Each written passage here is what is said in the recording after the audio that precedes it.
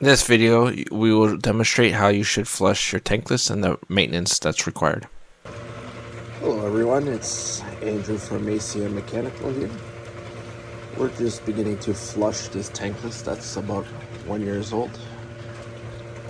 Tanklesses need to be flushed on a yearly basis, one to honor manufacturer warranty and also to get rid of lime deposit.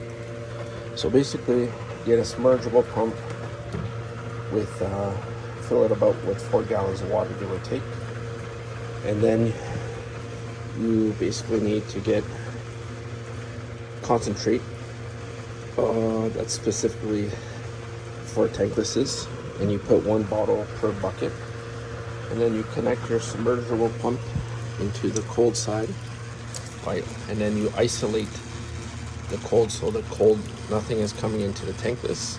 So the pump is pumping it into the tankless, out of the tankless, back on this hose. You also have to make sure you close the hot going to the house.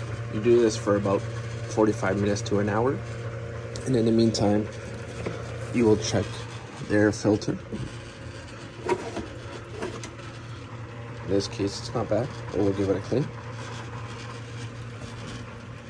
And lastly, you'll want to clear the drain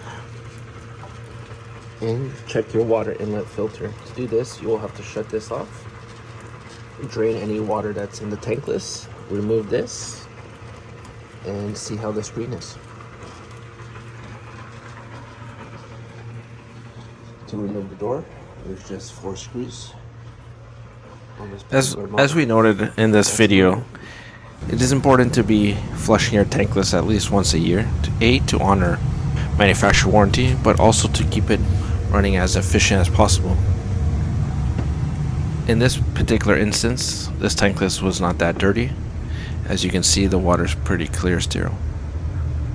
But it's always good practice to still do it on a yearly basis to avoid any breakdowns.